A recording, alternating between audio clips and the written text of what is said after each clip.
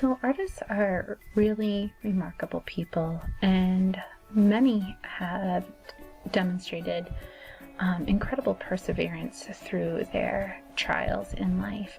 So many artists have had to battle through illness or isolation or judgment, and they've used art to create or to cope. One of the artists I have been thinking a lot about lately is Matisse, who had a very severe abdominal surgery. He used to be able to paint standing up until after that surgery, and he couldn't anymore. But instead of letting that get him down, he came up with a brand new way to create, and he called it painting with scissors. He would cut many different shapes out and glue them down and make incredibly detailed collages. Today I'm going to show you how to make one of your own. So what we're going to do is we're going to cut some negative space out of a positive space, okay?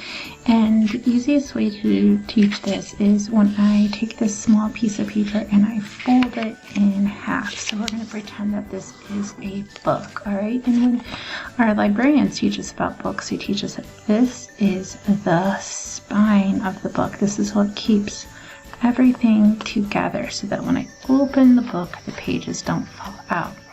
So you can see this spine, this line here, and what's going to happen is I want to cut a negative space out of the center of this paper without having to cut on the side. So what I'm going to do is I'm going to cheat a little bit.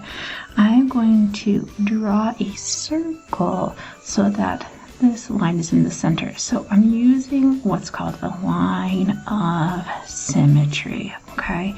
Symmetry means the same on both sides.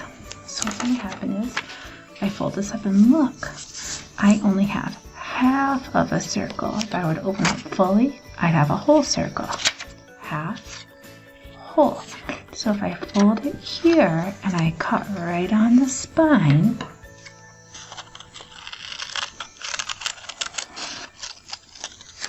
and I open up my paper, you're going to see that I have negative space without having to cut in through the side or do anything like that. So I might glue that down. Now I could do that here too. You see I have that line of symmetry, that spine. I could go ahead, maybe I want to do a heart. So I start right in the center there, bring it all the way around and back. Do you see that center line right there? You don't have to draw this line there. You don't have to do that. I'm doing that to show you. Fold it over, and I'm going to cut on that spine. Boop. And look what I have here. I have that negative space, that heart. Okay, so I have a circle, I have a heart, I have a little itsy bitsy teeny tiny heart. Now when you glue these down, you don't want to show anybody your pen marks or your pencil marks or marker marks. We're going to glue them down so that those are secrets, okay? We don't want anybody to see those marks. And as I continue, I can make whatever I want to out of here. Now I want to show you what happens if I don't cut on the spine. Okay, so I'm going to make a spine. This is my book again, remember? Right here is the spine that keeps everything together.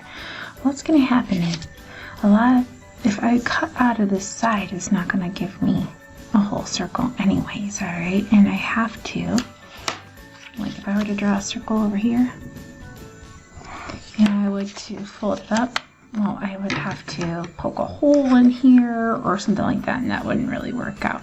But if I was going to do it like this, which so many people do this all the time, and they want to try to make a negative space, look what happens.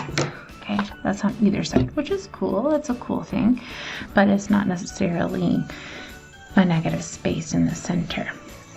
Okay, I'm going to show you something else that I think is neat. I'm going to show you how to make a spiral on a paper. And you can make a spiral circular, you can make it a heart, you can make it a square. I'm going to make it a square right now. Watch what's going to happen. I'm going to drive my car and stop. And I'm going to turn my car and stop. I don't want to go all the way off because look what happens if I go all the way off. Oh, it's not a spiral anymore. So watch. Drive, stop. drive, stop. Okay, and I go all the way around. This is just something fun to do. And as I keep going, I want to keep going until I can't go anymore. You could be really picky. You can see that I've made a spiral.